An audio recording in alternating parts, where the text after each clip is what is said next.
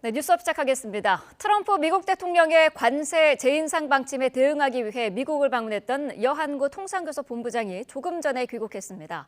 지금 단계에서 가장 중요한 건 대미 투자 특별법을 최대한 빨리 처리하는 것이라고 강조했는데요. 취재기자 연결해서 알아보겠습니다. 자, 최하영 기자, 이번 방미 결과 자세히 설명해 주시죠. 네, 미국 측의 관세 재인상 방침을 꺾었다거나 이해를 구했다는 등 가시적인 성과는 없었던 것으로 보입니다. 여 본부장은 이번 방미길에 한국이 관세 합의를 충실하고 신속하게 이행할 의지가 있다는 걸 강조했다고 밝혔습니다. 이어 지금 한국이 선의로 노력하고 있는데 관세 인상으로 바로 연결되는 건 바람직하지 않다는 점도 집중적으로 설득했습니다. 여 본부장은 이런 상황에서 국회가 여야 합의로 대미투자특별법 처리에 속도를 내겠다고 한 부분은 분명히 도움될 거라고 말했습니다. 그러면서 특별법을 최대한 빨리 처리하는 게 지금 단계에선 가장 중요하다고 강조했습니다. 미국이 한국에 대한 관세 인상을 공식화하는 관보게재 절차에 돌입한 데 대해선 중요한 건 관세 인상 시점을 언제로 두느냐는 것이라고 설명했습니다. 다만 우리 정부는 관보게재 자체가 필요 없다는 입장이라고도 덧붙였습니다. 또 협상 상대인 제이미슨 그리어 미 무역대표부 대표와의 만남이 불발된 데 대해선 USTR 측과 충분히 협의했다고 설명했습니다.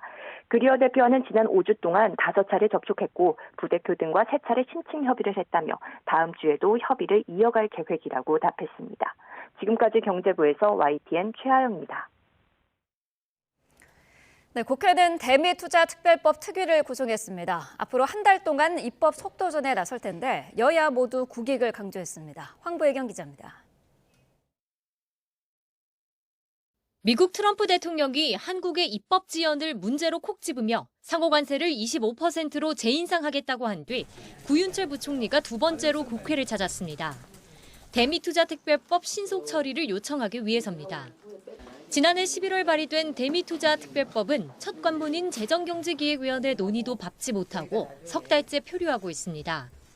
국민의힘 소속 상임위원장은 절차 지연이 야당의 발목 잡기 때문이란 시선에 선을 그으면서 여야가 머리를 맞댈 때라고 밝혔습니다. 절대로 국회에서 법을 지연시키거나 그랬던 부분들은 없었다. 그래서 지금부터 여야 다 머리를 맞대고 다 같이 고민을. 해빙 분위기가 조성되고 5시간 뒤 여야 원내대표는 대미투자특별법 처리를 위한 특별위원회 구성에 전격 합의했습니다. 특위는 민주당과 국민의힘, 비교섭단체를 포함해 16명으로 꾸리고 위원장은 국민의힘이 맡습니다. 입법권도 부여해 활동기간 한 달 안에 관련 안건을 여야 합의 처리하기로 했습니다. 야당이 제안한 특위 구성을 여당이 수용한 모양새인데 국민의힘도 비준 동의를 고집하지 않는 거로 한발 양보했습니다. 기본적으로 비준이 꼭 필요하다는 기본 스탠스는 동일한데 법안을 통과시키는 것이 시급하다라고 하는 국익 차원에서의 민주당 역시 법 왜곡죄 등 쟁점 법안을 밀어붙이려던 계획을 접고 12일 본회의에서 여야 합의된 법안을 처리하기로 했습니다. 현재 본회의에 부의된 법안이 있고 전체 그 법안을 놓고 양당 수석 간에 협의를 하기로 했습니다. 여야가 초당적으로 협력에 나선 배경은 미국의 관세제 인상이 초읽기에 들어갔던 위기의식이 깔렸다는 해석도 나옵니다. YTN 황보혜경입니다. 네, 관세 위협을 이어가는 것과는 별개로 미국이 핵심 광물 공급망 다변화를 위한 무역연합 결성을 공식화하고 한국 등의 참여를 요청했습니다. 제이디 벤스 부통령은 워싱턴 DC 국무부 청사에서 열린 핵심 광물 장관급 회의에서 지난 1년간 우리 경제가 핵심 광물에 얼마나 크게 의존하고 있는지를 많은 이들이 뼈저리게 알게 됐다고 말했습니다. 그러면서 핵심 광물 무역연합을 결성하겠다고 밝혔는데 이번 회의에는 한국의 조현 외교부 장관을 비롯해 호주, 인도, 일본 등 외교장관이 참석했습니다. 부동산 불패 신화를 깨뜨리겠다는 의지를 연일 강조하는 이재명 대통령이 다주택자를 겨냥한 메시지를 또 냈습니다. 집값 폭등에 고통받는 국민이 더 배려받아야 한다면서 다주택자 양도세 중과 유예 제도를 연장하지 않겠다는 뜻을 재차 못 박았습니다. 강진원 기자의 보도입니다. 생중계된 국무회의에서 앞으로 아마라는 말은 없을 거라며 일관된 부동산 정책 실행 방침을 밝힌 이재명 대통령. SNS를 통해 다시 한번 다주택자를 정조준했습니다.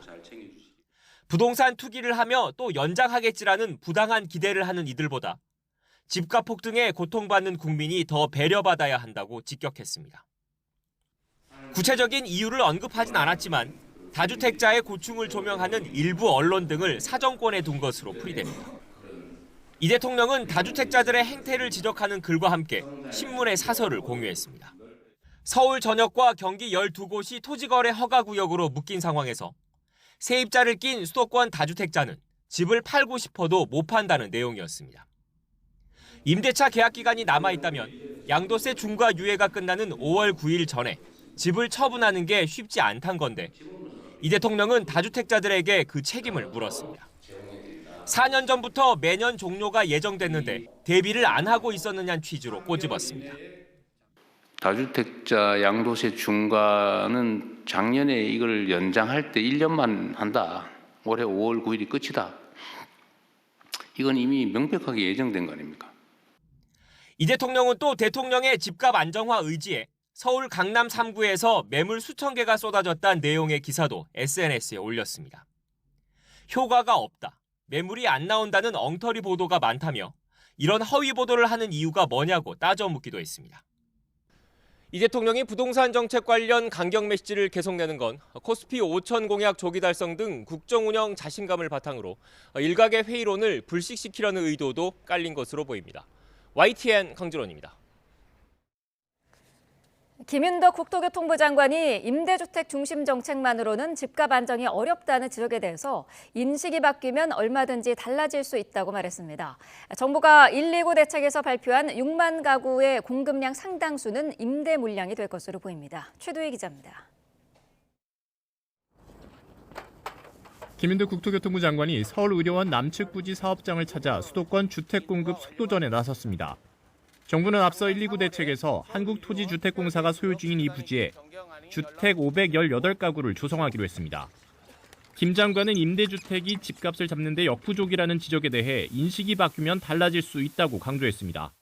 임대주택은 거래가 안 된다라든가 집값을 잡는 데 역부족이라든가 저는 그 문제에 대해서는 시장 상황이 변하고 또 기존의 임대주택에 대한 국민적 인식이 바뀌고 또 실제 임대주택의 양질의 주택이 공급되기 시작한다면 저는 얼마든지 변화될 수 있다고 생각하기 때문에 공급을 예고한 6만 가구의 분양과 임대 비율에 대해서는 임대가 많을 것이라는 취지의 답변을 내놨습니다. 지향점은 중산층으로 살 수 있는 그런 넓은 평수에 또 좋은 입지에 역세권 등등해서 그런 입지에 임대 아파트를 짓고 공급할 예정이다. 재건축 초과이익 환수제 폐지나 토지거래 허가구역 해제에 대해선 논의된 바 없다며 선을 그었습니다. 재초안제라든가 또 토지거래 허가구역 조정 문제에 대해서 논의된 바가 전혀 없습니다. 그래서 저희 국토부 차원에서는 어떤 방침이 정해지면 특별한 사유가 없는 한 일관되게 그 방침을 진행할 생각이고 129 대책 발표 이후 서울시와 과천시 등 지방자치단체가 반발하며 제기된 지자체와의 사전 협의 부족 논란에 대해서는 충분하지 않았던 부분이 있을 수 있다고 인정했습니다. 김 장관은 다만 논의를 통해 이견을 좁히겠다고 덧붙였습니다. YTN 최두입니다. 민주당 정청래 대표의 수건 과제인 1인 1표제는 관철됐지만 비당권파는 합당 제안에 파상 공세를 멈추지 않고 있습니다. 정 대표는 위기 돌파 카드로 당심을 꺼냈는데 전 당원 여론조사와 토론회를 제안했습니다. 강민경 기자입니다. 1인 1표제가 재수 끝에 중앙위원회 문턱을 넘은 다음 날 민주당은 당원 주권 시대 새 걸개를 내걸고 진정한 민주주의 시대가 도래했다고 호평했습니다. 제적 과반을 딱 16표 넘은 자칫 또 부결될 뻔했다는 점을 의식한 듯 당권파는 이런 말도 덧붙였습니다. 그 이전 권리당원 116만 명, 의견 수렴 결과는 85.3%의 압도적 찬성이었습니다. 비당권파도 변화의 물줄기는 수용한다는 입장이지만 지방선거 전 합당 의제만큼은 물러서지 않겠다는 의지가 강합니다. 공천과 경선 기준이 뿌리째 흔들린다는 성토를 정청래 대표 면전에 쏟아냈는데 법여권 연대라는 당권파의 논리를 깨부수며 그야말로 사활을 걸었습니다. 조국 혁신당만이 아니라 소나무당까지 합친 진짜 합당을 우리는 지방선거 앞선 기회에 추진할 것을 당원 여러분, 국민 여러분께 호소드립니다.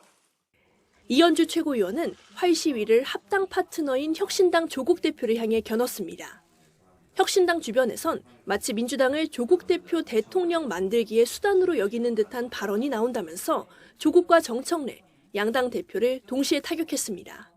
특정인의 대권 놀이에 우리 민주당을 숙주로 이용하는 게 아니냐. 지금은 이재명의 시간이자 차기 대권주자 밀어주기를 할 시간은 아닙니다. 정 대표는 생중계 토론회를 포함해 경청의 시간을 가지겠다면서도 의원들의 목소리만 듣진 않겠다며 전당원 여론조사 카드를 꺼내 들었습니다. 국회의원과 당원들이 똑같은 당원이거든요. 동등한 발언권과 동등한 토론권을 보장해야 될 것 같습니다. 자신의 트레이드마크인 당원 주권주의를 명분 삼아 강성 권리당원 지지를 앞세워 합당 난관을 정면 돌파하겠다는 의도로 해석됩니다. 정말 지방선거 승리라는 대의가 전부인지 합당을 제안한 시기와 목적, 효과 등을 놓고 당 안팎에 의구심이 적지 않습니다. 20년 넘는 비주류에서 거대 여당의 간판을 꿰찼듯 이번에도 당심으로 난관을 극복할 수 있을지 주목됩니다. YTN 강민경입니다. 취임 뒤 처음 교섭단체 대표 연설에 나선 국민의힘 장동혁 대표는 이재명 정권 8개월은 파괴와 추락의 시간이었다고 강도 높게 비판했습니다. 장 대표는 국정 쇄신을 위한 대통령과의 단독 회담도 거듭 제안했습니다. 박정현 기자입니다. 국민의힘 장동혁 대표는 48분의 교섭단체 연설 동안 이재명을 30차례 언급했습니다. 이재명 정부 8개월, 외교와 안보 등 곳곳에서 문제점이 튀어나오고 있다며 해체와 파괴, 붕괴와 추락의 시간이라고 규정했습니다. 특히 고물가와 고환율, 부동산 대란 등 민생경제 실정을 지적하는 데 많은 시간을 할애했습니다. 성장 엔진을 살리는 대신 현금 살포라는 반시장적 포퓰리즘 정책을 선택했습니다. 뿌릴 돈이 부족하니 이제 설탕세까지 걷겠다고 합니다. 소금세, 김치세까지 나오지 않을까 걱정입니다. 또 3대 특검을 겨냥해 6개월 동안 먼지 떨듯 야당을 털더니 결과는 태산병동 서일필, 보잘것없다며 정작 특검이 필요한 건 대장동 항소 포기와 통일교 게이트, 공천뇌물 의혹이라고 지적했습니다. 다만 선거 연령 16살 하향 등 정치개혁 의제와 청년정책, 규제 철폐와 지방소멸 등 정책 대안을 제시하면서 대통령과 단독회담을 촉구했습니다. 저는 이재명 정부의 실패를 바라지 않습니다. 대통령과 제1야당 대표가 마주 앉아 현안을 논의하는 것만으로도 국민의 불안을 덜어드릴 수 있을 것입니다. 연설 중간중간 국민의힘은 박수로 호응했지만 민주당은 이렇다 할 반응 없이 냉소적인 태도로 일관했습니다. 연설 뒤 낸 논평에서도 윤석열 내란이 나라를 어떤 위기로 내몰았는지 자성은 없는 유체이탈 합법이라고 비꼬았습니다. 민생을 말하면서도 입법엔 반대하고 끝내 정쟁으로 몰아간 게 누구냐며 무책임 정치로 정의했습니다. 조국 혁신당도 어거지 비방 종합 세트였다며 내란에 석고대죄해도 모자랄 판에 화풀이하고 정부를 비난하는 데만 열을 올렸다고 가세했습니다. 장동혁 대표 일장 연설에는 국민의힘 분열과 혼란상, 쇄신책 등은 포함되지 않았습니다. 이재명 정부 심판론으로 전국 주도권을 쥐겠다는 뜻으로 풀이됩니다. YTN 박정현입니다. 네, 정치권 이슈 자세히 쳐보겠습니다. 이동학 전 더불어민주당 최고위원, 이창근 국민의힘 하나물 당협위원장과 함께하겠습니다. 어서 오십시오. 안녕하세요. 자, 조금 전에 여한구 통상교섭본부장이 귀국을 했습니다. 미국의 관세 재인상 압박에 우리 정부 입장을 설명은 한 것 같은데 우리가 할 수 있는 게 굉장히 불확실하다라고 언급을 했습니다. 가시적인 성과는 없는 것 같더라고요. 네, 확실한 확답을 받지는 못한 것 같습니다. 네. 이제 그럼에도 불구하고 일단은 대미투자특별법을 빨리 통과시키자라고 하는 것이고, 이게 이제 미국 입장에서 도대체 왜 이렇게 나오는가를 좀 살펴보면 네. 일단 최근에 이틀 전에도 텍사스에서 엄청난 기록적인 패배를 했거든요. 트럼프 대통령이 공화당이 패배를 했어요. 거긴 공화당 텃밭인데요. 근데 앞으로 이제 중간 선거를 앞두고 트럼프 대통령이 굉장히 바빠진 게 아닌가, 네. 분주해진 게 아닌가. 근데 그게 앞으로 뭔가 이 승리나 이런 것들보다는 패배의 어떤 감정이 훨씬 더 올라와 있는 것 같습니다. 그러니까 네. 그런 것들을 앞두고 성과를 만들어야 된다. 그래서 이제 사실은 동맹국에 대한 예의가 아니죠. 지난 11월에 팩트시트와 관련된 것들을 우리가 합의를 하긴 했습니다만 네. 나름대로 미국에서도 지금 이 법이 통과되지 않았거든요. 예, 그러니까 우리나라도 마찬가지고 또 유럽도 마찬가지고 일본도 마찬가지고. 근데 우리나라에만 유독 이렇게 지금 한다라고 하는 것은 본인의 성과를 더 올리기 위한 것이 아니냐라고 하는 것이고, 그럼에도 불구하고 강대국이 뭐 찍어 누르는데 우리로서는 또 불가피한 면이 있잖아요. 어쩔 수 없이 한미 동맹이라고 하는 것을 우리는 지켜가야 되는 측면이 있는 것이고. 네. 이제 그러한 차원에서 지금 뭐 이 야당 의원들과도 이런 합의나 이런 것들을 접점을 찾아가고 있으니까 적절한 대응이 곧 나올 것이라고 생각합니다. 네, 국회에서 늦어졌다라는 부분도 다시 한번 언급을 했던데 어제 여야가 대미투자 특별법 처리를 위해서 특별위원회 구성에는 일단은 합의를 하지 않았습니까? 속도를 좀 내야 될 것 같은데요. 그렇습니다. 뭐 다행히 이제 국민의힘이 뭐 양보면 양보입니다. 네. 왜냐하면은 사실 이 부분은 과도한 재정 수반을 하는 그러한 사안이기 때문에 국회 비준도 필요하다. 왜냐하면은 미국에서는 사실 대통령의 행정 명령으로 관보에 게재한다 이렇게 공식적인 자체의 자기들의 문서가 있지만 네. 지난번 팩트 시트와 관련된 그러한 공식적인 문서는 없거든요. 그러다 보니 트럼프가 고무줄 늘리듯이 15%에서 25% 이렇게 왔다 갔다 하는 거거든요. 그래서 그러한 이유 때문에 사실 국회 비준을 통해서 미국에도 그러한 합당한 그러한 공식 문서를 요구하자 이렇게 하는 입장인데, 그럼에도 불구하고 야당이 양보한 것은 미국 트럼프 대통령의 25%가 정말 현실화됐을 때 네. 국익이나 경제, 기업에 미치는 영향이 크기 때문에 양보를 한 거고요. 그래서 이렇게 된 이상 여야가 빨리 머리를 맞대서 3월 초도 아니고 빠르면은 뭐 2월 중에라도 빨리 통과시키는 것이 저는 답이다 이렇게 생각합니다. 네, 어떻게 보세요? 별다른 여야 간의 갈등 없이 좀 속도를 낼 수 있을까요? 이거는 저는 야당이 참 잘했다 이렇게 생각합니다. 네. 그러니까 민생을 볼모로 뭔가 계속 국정을 발목 잡는 게 아니라 뭐 외계인이 쳐들어왔을 때 우리 다 뭉쳐야 된다라고 하는 그런 심정이 있지 않습니까? 네. 이제 그런 관점에서 야당이 이번에 합의해주고 또 특위 활동의 위원장을 또 야당이 맡기로 했습니다. 물론 이제 인원수는 여당이 한석 정도 더 많습니다만 그럼에도 불구하고 이렇게 이제 양해를 해주고 또 이 국익을 위해서 또 국민들의 민생을 위해서 이걸 해야 된다라고 하는 그 논조에 동의를 하고 앞으로 한 달 정도 활동을 하게 될 것 같거든요. 네. 그럼 한 달 안에 저는 국회에서 법이 통과될 수 있을 것이라 보고 그 안에 서로 또 이견이나 이런 것들이 있으면 토론해가면서 이견을 줄이고 어쨌든 국익이 극대화되는 게 가장 중요합니다. 미국과의 네. 관계가 또 깨지지 않는 것도 중요하고요. 이제 그런 관점에서 이 활동을 해줬으면 하는 바람이 있습니다.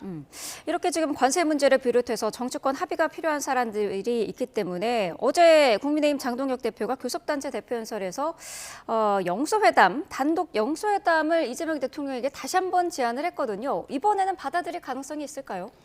글쎄요, 지금 타이밍이 제가 네. 볼 땐 만나야 될 타이밍인가. 왜냐하면 지금 국민의힘 내부에서 내홍이 굉장히 많잖아요.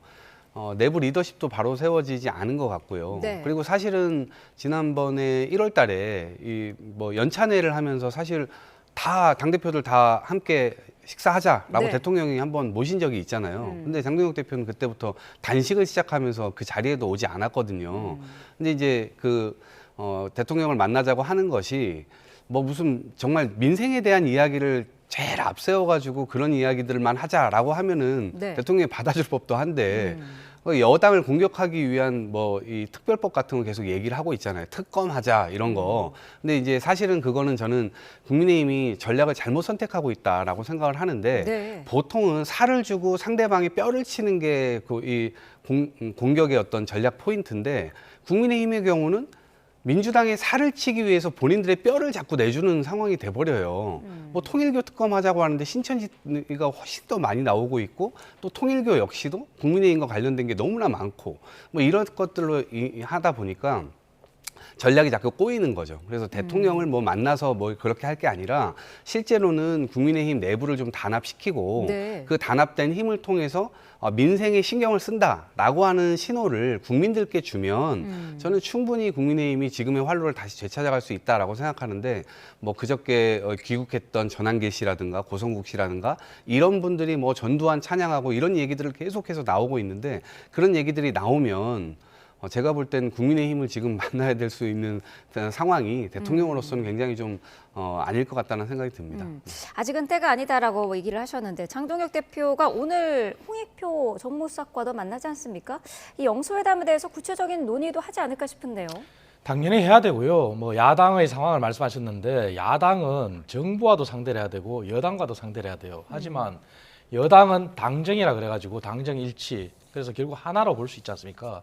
그다음 지금 현재 국민의힘 내부 상황이 안 좋은 것도 사실이고 민주당도 마찬가지예요. 하지만 민주당은 내부 사정과 별개로 제가 말씀드린 것처럼 야당은 민주당과도 상대해야 되지만 정부와도 상대해야 되기 때문에 분리해서 정부가 야당을 상대할 수도 있어요. 그렇다면은 지금 왜 영수회담이 필요하냐? 대통령이 말씀하셨잖아요. 부동산 정책과 관련해서. 처음에는 정부를 이기는 시장이 없다 그랬다가 한 발 물러나셔가지고 정말 부동산을 안정시키기 위해서 모든 수단을 다 동원하겠다. 그렇다면은 여야가 부동산에 있어서는 정말 여야가 없이 그다음에 여야가 없다는 거는 정부와 야당도 하나가 돼서 머리를 맞댈 수 있는 거거든요. 네. 그렇다면은 야당이 주장하는 민간의 재개발, 재건축, 규제 완화를 통한 공급 확대 이것도 대통령과는 얘기할 수 있는 거고요. 그리고 대통령이 또 설탕세를 말씀하셨잖아요. 네. 그러면은 그거는 논의를 하자고 하셨기 때문에 사실 정세 없는 복지는 허구라는 말을 드렸다는 것처럼 지금 현재 우리가 살펴봐야 될 것이 국가 재정을 탄력적으로 운영하기 위한 그러한 논의도 정부에서 하고 있어요. 하지만 국회에서 논의가 진척이 안 되고 있어요. 네. 그렇다면 대통령이 말씀하신 설탕세 포함해서 국가 재정의 탄력적인 운영 함께 논의를 해야죠. 그리고 우리 야당에서 주장하는 반도체 부분 특별법 통과시켰어요. 하지만 대통령이 정부의 행정 속도가 국회에서 입법이 못 따라간다면서요. 그렇다면 이번에 반도체 특별법을 통과시켰지만 정말 원하는 반도체를 포함한 R&D 분야에서의 주 52시간 탄력적 적용 그런 부분들도 정부와 야당이 머리를 맞대야죠. 대통령이 원하는 게 그런 거 아닙니까? 그렇기 때문에 재계 총수를 불러서 만나고 투자를 하라 그런 말씀하셨잖아요. 네. 그래서 지금은 야당의 상황을 핑계로 영수회담을 안 하는 것은 말이 안 되고 대통령이 내놓으신 의제가 있기 때문에 그러한 부분들은 야당과 함께 정말 머리를 맞대서 행정 속도를 뒷받침할 수 있는 입법을 야당도 도와줄 수 있는 거예요. 저는 그게 필요하다고 봐요. 네, 국민의힘의 당내 상황을 앞서서 말씀을 하셨는데 지금 장 대표의 재신임을 물어야 한다 아니다 논의가 이어지고 있는 것 같거든요. 이러면 오늘 뭐 의원총회 연다는 얘기도 있던데 의원총회 오늘 엽니까? 아직까지 공식적으로 발표된 일정에는 의원총회가 없습니다. 없는데 네. 왜 의원총회가 다시 열린다 이런 논의가 있냐면은 네. 지난번 의원총회에서 사실 마무리가 못 됐어요. 그때 의원총회 열렸을 때 당내 소장파들이 한동훈 전 대표를 제명함으로 인해서 통합이 되는 게 아니라 오히려 갈등과 균열이 더 생겼다. 그렇기 때문에 거기에 대해서 해명을 해달라 하는 게 요구였어요. 네. 그런데 그러한 부분이 오히려 최고위원과 의원 간의 설전, 정말 국민들한테는 부끄럽습니다만 그런 모습 때문에 묻혀버렸어요. 네. 그래서 다시 논의하자 이런 상황이고 그 와중에 또 장동혁 대표의 재신임 문제도 부각이 됐거든요. 네. 그래서 그렇다면은 이거는 상당한 시간이 필요합니다. 어. 그래서 의원총회를 뭐 단시간에 1시간, 2시간 만에 그렇게 해결될 게 아니기 때문에 아마 네. 오늘은 쉽지 않을 것 같고요. 하지만 이런 부분들은 어쨌든 갈등이 더 증폭되고 분열이 생기는 것은 지방선거를 120일도 채 남지 않은 상황에서 정말 좋지 않은 건 사실이에요. 네. 그렇기 때문에 의원총회를 빨리 열든 아니면은 정치적으로 해법을 모색하든 그렇게 해서 빨리 마무리돼야 될 상황입니다. 어떻습니까? 확실하게 좀 마무리를 짓는 과정은 필요할 것 같거든요. 그렇죠. 이제 재신임을 받지도 안 받지도 이게 굉장히 어려울 겁니다. 왜냐하면 재신임을 받자니 내부에서 당원 투표를 하게 되면 윤호개인 세력들이 그대로 드러나게 될 겁니다. 장 대표 입장에서는 선거를 준비해야 되는 입장에서 상당히 어려울 거예요. 그리고 지금 이 재신임이 아니라 아예 물러나라고 하는 주장들도 있잖아요. 이제 그런 것에 지금 매우 외환 상황이기 때문에. 네. 근데 이제 최근에 전한계 씨가 입국해가지고 한동훈이냐 윤석열이냐 이거 선택해라 이렇게 얘기를 하고 있잖아요. 이제 청구서가 좀 날아드는 것 같습니다. 네. 본인이 이제 당대표에 출마할 때 독약을 삼키듯이 이 윤호개인 세력과 완전히 이제 결탁이 돼버렸어요. 이제는 국민들 앞에 상식적으로 나오려고 해도 그러한 질문에 답을 하고 나와야 됩니다. 그러면 아마 그들이 이 당대표를 쫓아내고 비대위를 또 세울 수도 있습니다. 이제 그런 상황 속에서 본인들에 대한 지지세가 지금 없는 상황에서 당대표가 된 것이기 때문에 이제 목줄을 그대로 잡혀 있는 상황인데 뭐 앞으로도 못 가고 뒤로도 못 가고 지금 선거는 또 준비해야 되고 이런 상황이 되다 보니까 아까 말씀하셨던 뭐 여야 영수회담 이게 이런 게 안정적인 상황 속에서 본인의 지도력이 먹혀야 당에 먹혀야 대통령도 야당 대표를 만나서 이거 해주세요. 라고 얘기할 수 있는데 네. 해달라고 하더라도 그걸 할 수 있겠습니까? 지금 상황이. 그래서 당 내부의 상황이 지금 참 녹록치 않다 이 말씀드리겠습니다. 재신임 투표를 하더라도 장 대표가 재신임을 받을 가능성이 크다. 그래서 친한계에서는 이 표결이 오히려 장 대표 체제에 힘을 실어줄 수 있다는 점에서 부담을 느끼고 있다는 얘기도 있던데요. 그런 관측이 있는 것도 사실이고 실제 그렇게 될 수도 있어요. 네. 하지만 중요한 것은 이거지 않습니까? 말씀드린 것처럼 지방선거가 120일도 채 안 남았어요. 이런 상황에 장 대표가 얘기한 경찰 수사를 통해서 네. 만약에 문제가 있다면 그 얘기는 이제 한동훈 전 대표의 당원 게시판 관련이죠. 그렇다면 정치적 책임을 지겠다. 하지만 선거 120일도 안 남은 상황에서 경찰 수사가 마무리가 될까요? 아니잖아요. 재신임 투표도 마찬가지예요. 설사 재신임 투표를 해서 어떤 결과가 나오더라도 그것은 봉합이 아니에요. 네. 여전히 갈등이 지속되는 거거든요. 그렇다면 결국은 선거를 앞두고서는 당대표 중심으로 단합해야 되는 것도 맞아요. 네. 그렇다면 결국은 정치적 해법이거든요. 그 얘기는 예전부터 주장했습니다. 장동혁 대표의 변화, 그리고 오세훈 시장도 장동혁 대표가 변화하면 나도 변할 수 있다 그랬잖아요. 그 얘기는 결국 계엄을 옹호하고 부정선거를 여전히 주장하는, 그리고 윤핵관을 주장하는 그런 세력과 단절이에요. 박수홍 수석 대변인도 그랬어요. 장 대표가 그것을 지지하는 거 아니라고. 그렇다면 그것을 더 명확히 하면서 변화를 말씀하시면서 그리고 모두를 안는 그런 모습을 보여야죠. 네. 그런 게 정치적인 해법이라고 생각해요. 그래야지만 지방선거를 앞두고 원내 교섭단체 연설에서 얘기한 것처럼 야당의 실정, 정부의 실정을 토대로 우리가 많은 제안도 했어요. 정말 경제적으로. 네. 그러한 제안들이 공허한 메아리가 아니라 정말 국민들 머릿속에 박히는 거거든요. 하지만 지금은 당내 상황이 더 압도하다 보니까 좋은 제안을 하고 나서도 그런 제안이 묻힌 거죠. 예. 이런 상황에서 배현진 의원이 윤리위에 제소된 게 이제 확인이 됐고요. 정성국 의원도 한때 제소가 검토가 됐었다고 하는데 일각에서는 친한계 속가내기 아니냐 이런 지적이 있거든요. 만약에 정성국 의원조차 윤리 제소된다면은 네. 또 윤리 상황이 사실 구성부터 많은 난항을 겪었고 그러한 문제점도 부각이 됐잖아요. 네. 그런데 제소가 됐을 때 또 결과가 안 좋아요.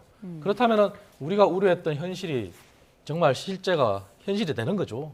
그렇기 때문에 정말 바람직하지 않다. 그리고 네. 정성국 의원은 본인의 말이 설사 전후 맥락을 다 따졌을 때 억울하다 하더라도 사실 원외위원장들의 감정을 건든 건 맞아요. 네. 그렇기 때문에 원외위원장들이 반발한 거고 그럼에도 불구하고 저는 원외위원장들도 저희가 원내보다는 더 숫자가 많아요. 100% 모든 원외위원장들이 또 뜻을 다 같이 하는 건 아니거든요. 네. 그렇기 때문에 원외위원장들한테 이렇게 유감을 표명한 상황에서 원외위원장들도 자제를 하고 이러한 윤리위 제소가 만병통치약이 될 수는 없거든요. 그래서 다 자제를 하고 지금 함께 머리를 맞대고 정말 어떻게 하면 지방선거를 이길까 거기에 대한 고민을 해야 되거든요. 그래서 네. 누차 다시 강조드리지만 모든 것이 정치적 셈법, 정치적 해법에 달려있다. 그런 말씀 다시 강조드리겠습니다. 네, 자 민주당도 합당 논의를 놓고 매일 시끄러운 상황입니다. 정 대표의 합당 제안을 2인자의 반란으로 규정을 했었던 이현주 최고위원이 어제도 정 대표를 직격을 했는데 특정인의 대권놀이, 차기 알박기라는 표현도 나왔어요.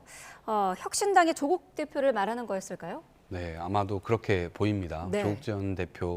조국 대표를 중심으로 하는 조국혁신당이 합당을 하게 돼서 대권 플랜을 가동할 거다 이렇게 네. 얘기를 하는데 제가 볼 땐 조금 지금 거칠어지고 있는 상황이거든요. 그러니까 이렇게 거친 상황이 되면 이 과정 관리에 실패하게 되면 사실은 합당에 따른 우리가 기대하고 있는 여러 가지 뭐 국정을 안정적으로 뒷받침한다든가 지방선거의 압승이라든가 이런 부분들이 그렇게 우리가 원하는 대로 되지 않을 가능성도 있어 보입니다. 이 과정 관리라고 하는 것은 양 당이 화학적 결합을 통해서 우리가 서로 인정하고 또 사랑하고 우리가 함께 동지의식을 통해서 국정을 뒷받침해 나가자라고 하는 그 대의가 있어야 되는 거거든요. 네. 근데 그 대의는 있지만 실제 그것을 실천할 수 있느냐. 제가 볼 땐 분노와 분열이 지금 훨씬 더 가파르게 되고 있거든요. 당원 여론조사를 한다고 하는데 당대표께서 당원 여론조사 하겠다라고 하면 당원들은 좀 과반 이상 찬성이 나올 수도 있다라고 생각을 합니다. 네. 그런데 만약에 6대4가 나왔다. 40%의 반대가 있다. 이거 괜찮은 건지 제가 좀 묻고 싶어요. 왜 그러냐면 지금 분열의 요소가 지금 민주당 내에 너무나 크게 만들어지고 있는 거예요. 네. 그럼 이게 합당한다 하더라도 당 내부가 단합되기가 굉장히 어려울 겁니다. 앞으로 계속 분열의 소지가 나올 것이고 여당이 흔들리게 되면 이 대통령으로서도 안정적 국정을 펼쳐나가기가 굉장히 어렵잖아요. 네. 그런 측면에서 지금 이제 시기적인 문제를 얘기하시는 분들도 많으니 당장 이 조국 대표께서 돌아오셔가지고 여기에서 뭔가 조국혁신당이 뭔가 엄청난 뭔가를 해야 될 게 없다면 네. 저는 굳이 지금 하는 것보다는 내년 정도의 시간을 좀 옮겨서 차분하게 논의하고 어차피 합당해야 된다라고 하는 대의는 다 동의하고 있습니다. 네. 시기의 문제일 뿐이에요. 그래서 오히려 이 지금의 논란을 조금 더 가라앉히고 차분한 상태로 조국혁신당에서 얘기하고 있는 여러 가지 의제들도 있잖아요. 네. 그런 것들도 차분하게 민주당 내에서 어떻게 녹일 것인가 이야기하고 그러한 분란을 최소화하는 가운데 서로의 어떤 연합 정치 이걸로 지금의 난국을 좀 돌파해 나가는 게 어떨까 싶습니다. 말씀하신 것처럼 지도부의 이견이 여전한 가운데 정청래 대표가 전당원 여론조사 카드를 꺼내들었거든요. 의사결정의 무게중심이랄까요? 그런 거를 당원으로 옮기려는 분위기인 것 같은데 어떻게 보세요? 정청래 대표가 할 수 있는 선택은 그것밖에 없다고 저는 생각해요. 만약에 네. 합당을 계속 밀고 나간다는 전제하에서는. 왜냐하면 이번에 1인 1표제가 네. 투표율이 지난번 투표보다는 당원 투표가 배로 올랐어요. 그래서 약 36% 되는데 거기서 찬성률은 어쨌든 86% 가까이 나왔잖아요. 네. 그렇다면 전당원 투표 붙인다면 합당도 통과될 거라고 저는 생각하고 본인도 그렇게 생각을 할 거예요. 그래서 네. 이 당내 반발을 당원들이 찬성했다 이 논리로 밀고 나갈 것 같은데 그렇다면 민주당도 더 큰 분열에 직면하겠죠. 왜냐하면은 설사 정청래 대표의 뜻대로 그렇게 합당이 된다고 하더라도 그 합당 이후의 상황이 어떻게 되겠습니까? 결국은 현재 민주당에서 지방선거를 앞두고 각 지역에서 뛰고 있는 주자들이 또 반발하지 않겠습니까? 네. 그러한 상황 때문에 지방선거 전에 합당을 반대하는 사유도 있는 것이고 그리고 또 조국혁신당하고의 합당이 이재명 대통령의 시간인데 지금 이렇게 되면 바로 대선 국면으로 가는 거 아니냐 이런 우려가 내부의 지도부 사이에도 있는 게 사실이거든요. 네. 또 그런 게 표출되잖아요. 그렇기 때문에 정청래 대표가 그간에 보여준 독자적인 리더십, 독선적인 리더십 이런 것을 그대로 강행한다면 아마 1인 1표제로 밀어붙일 텐데 그것은 네. 제가 볼 때는 민주당 전체적인 상황에서는 더 큰 분열로 가지 않을까 그렇게 우려됩니다. 그러니까 일각에서는 뭐 지도부가 시작한 정치적 선택의 부담을 당원에게 전가시키는 거다. 앞으로 좀 통합은 더 힘들어질 것이다. 이런 얘기를 하더라고요. 그러니까 이제 정치인에게는 책임이 있는 거예요. 그러니까 예컨대 국민연금 하자. 국민들 별로 원하지 않죠. 기업들도 원하지 않죠.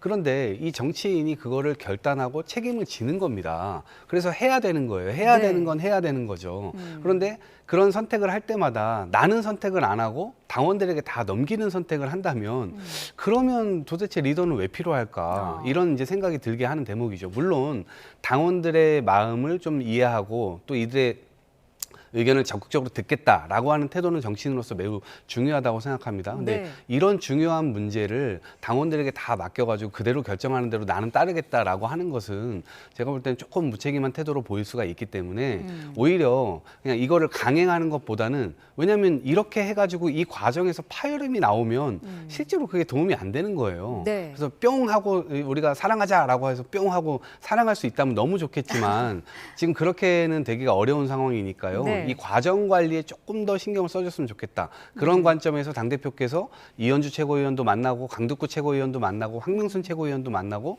지금 이 초선 의원 모임도 만나고 재선 의원 모임도 만나고 이런 걸 아주 잘하시는 거예요. 네. 그래서 소통의 기회를 훨씬 더 넓히고 설득하기 위한 노력들을 훨씬 더 보여주시고 그렇게 해도 사실은 쉽지 않은 상황일 텐데 그럼에도 불구하고 그런 노력들은 병행하는 게 좋고 네. 이왕이면 당원들에게 바로 그냥 투표 물어가지고 이야기하는 것보다는 네. 보폭을 훨씬 더 넓히시면서 설득의 과정을 좀 더 길게 가져가시는 것이 파열음을 훨씬 더 줄일 수 있는 이 계기를 마련하지 않을까 싶습니다. 어쨌든 정 대표가 노력은 하고 있는데 직접 의원들을 만나면서 설득이 과연 될 것인가 아니면은 지선 전에 통합은 무산될 것인가 어떻게 예상하세요? 지선 전에 통합돼야 된다. 한다라고 하는 논리가 만약 당원 투표를 하면 저는 아까도 말씀드린 대로 통과될 거라고 봅니다. 네. 그렇지만 이것은 우리가 파열음을 최소화하면서 해야 될 때 의미가 있는 거잖아요. 그리고 저처럼 쇄빙선의 역할이 여전히 필요하다. 네.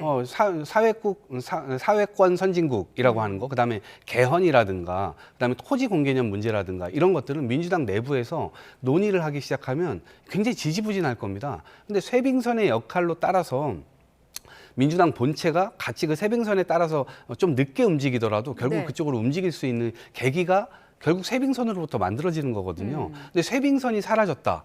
제가 볼 땐 그럼 조국혁신당의 여러 가치나 철학, 방향 이런 것들이 민주당 안에 들어와서 섞이기보다는 그냥 다 사장될 겁니다. 그런 우려가 좀 들고, 저는 조국혁신당이 가진 가치가 굉장히 우리 사회에 의미 있다고 생각하기 때문에 네. 다양성의 가치, 그리고 가치 연대의 정치 이런 걸 통해서 훨씬 더 대통령의 국정에도 도움될 수 있는 그런 환경이라고 보기 때문에 유지되거나 혹은 합당하더라도 총선 전이나 대선 전에 합당하는 것이 훨씬 더 스무스하게 일을 처리할 수 있는 것이라고 보기 때문에 아마 저와 같은 시각을 가진 사람들도 좀 있을 것이기 때문에 네. 그 과정을 지선으로 딱 못 박아놓고 그 전에 무조건 이걸 논의를 끝내야 된다라고 하면 이제 이게 찬성을 확 속 시원하게 하기가 어려운 거죠. 그런 점을 좀 고려를 해줬으면 좋겠다는 생각드립니다. 네, 알겠습니다. 오늘 두 분 말씀 여기까지 듣겠습니다. 이동학 전 더불어민주당 최고위원, 이창근 국민의힘 하남을 당협위원장과 함께했습니다. 고맙습니다.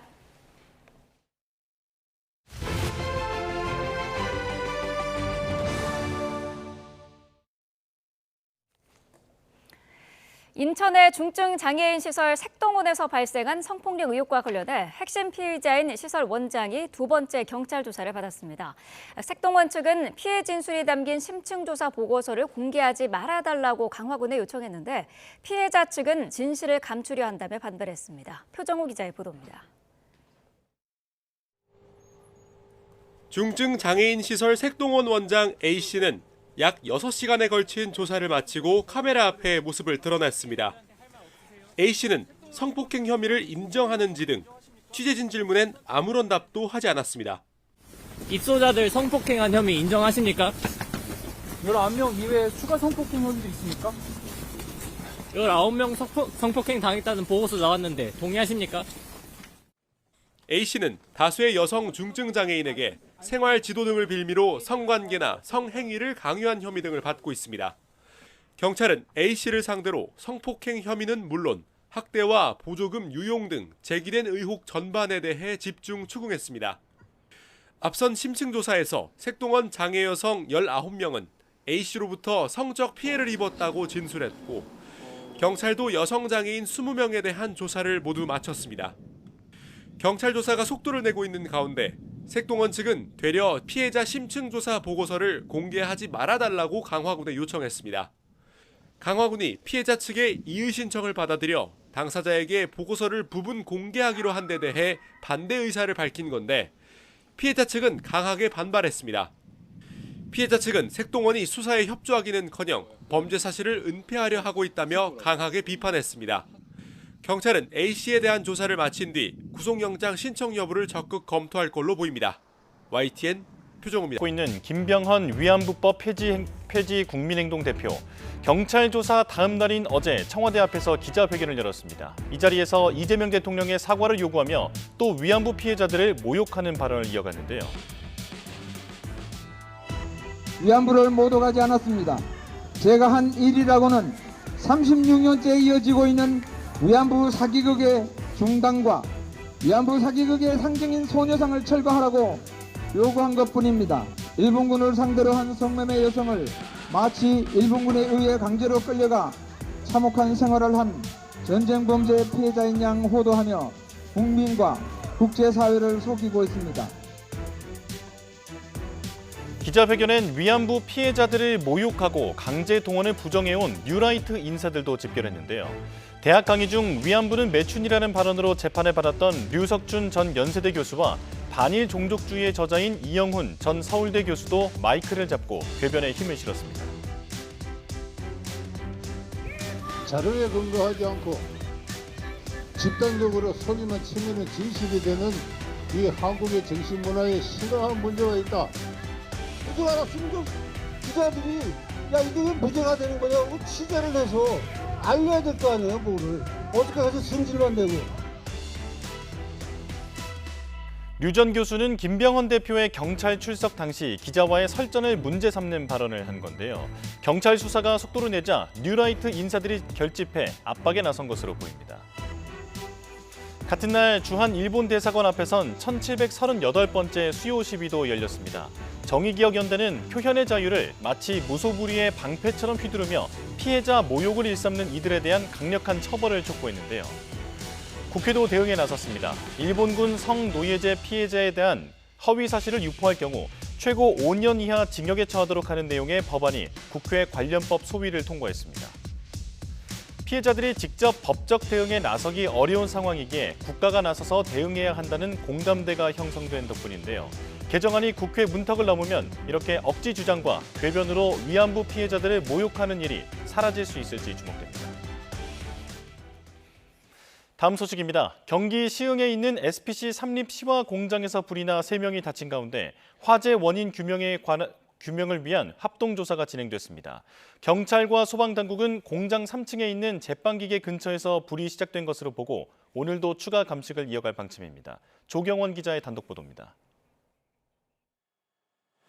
검게 그을린 건물 외벽 아래로 타다 남은 외장재가 금방이라도 떨어질 듯 매달려 있습니다. 바닥에도 불탄 자재가 가득하지만 방진복과 마스크를 쓴 경찰 과학수사대와 소방관들은 차례대로 건물에 진입합니다. 전날 불이 나면서 직원 3명이 다친 SPC 삼립 시화 공장에서 화재 원인 규명을 위한 합동 감식이 진행됐습니다. 동원된 경찰과 소방 등 인력 30명은 화재 잔해물을 치우며 건물 내 진입로를 확보하는 작업부터 벌였습니다. 경찰과 소방당국 관계자들은 제 뒤로 보이는 건물 3층에서 불이 시작된 것으로 보고 3층과 4층으로 가며 2시간가량 감식을 이어갔습니다. 감식 첫날 경찰과 소방은 3층에 있는 제빵기계 인근에서 불이 시작된 흔적을 발견했습니다. 경찰과 소방 관계자는 현재까지 식빵 모양을 잡는 정형기와 빵을 굽는 오븐 근처가 발화점으로 확인됐다고 밝혔습니다. 당시 가동 중이던 제빵기계에서 불이 났을 가능성도 염두에 두고 조사 중인데 참고인 신분으로 경찰에 소환된 직원 2명도 오븐 기계 쪽에서 불꽃을 봤다고 진술했습니다. 화재 원인과 관련해서는 일단 전기적 요인은 아닌 것으로 보인다는 설명인데 기계 가동 중에 다른 요인에 의해 불이 났을 가능성을 들여다보고 있습니다. 다만 3층 배기구에 불이 붙은 모습을 봤다는 진술도 있어 추가 조사가 필요한 상황입니다. 또 펑 하는 소리와 함께 불이 시작됐고 계속 폭발음이 들렸다는 목격자 진술도 경위 파악이 필요합니다. 오늘은 경찰과 소방, 한국전기안전공사에 더해 국립과학수사연구원까지 참여한 합동감식이 이어질 예정인데 보다 구체적인 원인이 나올지 주목됩니다. YTN 조경원입니다. 12.3 비상계엄 선포 계획을 알고도 국회에 보고하지 않은 혐의 등으로 기소된 조태용 전 국가정보원장의 첫 공판이 열렸습니다. 조 전 원장 측은 상상에 가까운 기소라고 주장하며 혐의를 거듭 부인했습니다. 유서현 기자입니다. 비상계엄 선포 계획을 알고도 국회에 보고하지 않은 혐의 등으로 기소된 조태용 전 국가정보원장. 2차례 준비기일을 마치고 열린 첫 공판에서 조 전 원장은 혐의를 재차 부인했습니다. 조 전 원장 측은 특검이 조 전 원장이 계엄이 내란이라는 점을 인식했다는 전제를 깔고 상상에 가까운 주장으로 기소했다며 상상을 기반으로 기소하려면 직무 유기가 아닌 내란 중요 임무 종사 혐의로 기소해야 했다고 주장했습니다. 그러면서 당시 계엄 상황이 이미 언론을 통해 곧바로 전해지고 있었다는 점을 근거로 내놨습니다. 실시간으로 전파됐기 때문에 즉각 국회에 보고가 미흡했던 사정이 있더라도 직무를 유기한 거라 보기 어렵다는 겁니다. 계엄군의 정치인 체포 시도를 국회에 알리지 않은 혐의에 대해서도 당시 보고 요건인 중대한 영향을 미치는 상황이었는지 따져봐야 한다고 말했습니다. 홍장원 전 1차장이 계엄군이 이재명, 한동훈을 잡으러 다닌다고 언급했더라도 이는 출처가 불명확한 단정하기 어려운 발언이라고 인식했다는 주장입니다. 앞선 수사 당시부터 계속해서 혐의를 부인해온 조 전 원장은 헌법재판소에서 거짓 증언한 혐의 등으로도 기소된 상태입니다. 재판부는 3월 말이나 4월 초에는 변론을 종결하는 일정을 고려하고 있다고 밝혔는데 조 전 원장 측이 혐의를 강하게 부인하고 있는 만큼 증인신문 과정에서도 치열한 법정 공방이 이어질 거로 보입니다. YTN 유서연입니다. 대장동 사건 항소 포기 뒤 내홍을 겪었던 검찰이 또다시 주요 사건에 대해 항소를 포기했습니다. 대장동 닮은 꼴로 불리는 위례 신도시 개발 비리 의혹과 여권 고위 인사가 연루된 사건이 대상이어서 파장이 주목됩니다. 이준엽 기자가 보도합니다. 검찰이 위례 신도시 개발 비리 사건과 조현옥 전 청와대 인사수석 비서관의 중소벤처기업진흥공단 이사장 내정 특혜 의혹 항소를 포기했습니다. 위례 의혹에는 법리 검토 결과를, 인사개입 사건에는 증거관계 등을 고려했고 두 건 모두에 대해서 항소 인용 가능성도 살폈다고 설명했습니다. 지난달 28일 1심에서 모두 무죄가 나온 사건들입니다. 유동규 전 성남도시개발공사 기획본부장과 남욱 변호사, 정영학 회계사 등 대장동 일당이 그대로 기소돼 있는 위례 사건은 대장동 개발 비리의 예행 연습 의혹이 제기돼 왔습니다. 그러나 대장동 사건에서 이해충돌 방지법 위반 혐의 무죄가 난 데 이어 위례 사건도 전부 무죄가 나면서 검찰의 항소 여부가 이목을 끌었습니다. 이미 검찰은 대장동 항소 포기 과정에서 수사팀과 지휘부 사이 충돌과 구성원들의 집단 성명 등 한바탕 내용을 겪었고 두 사건 무죄 사유가 다른 만큼 위례 의혹만큼은 항소할 필요성이 있다는 평가도 적지 않았습니다. 그럼에도 결국 검찰이 항소를 포기하면서 유 전 본부장 등 일당의 무죄는 확정됩니다. 추징 보전으로 묶인 일당의 재산 동결도 풀릴 가능성이 있습니다.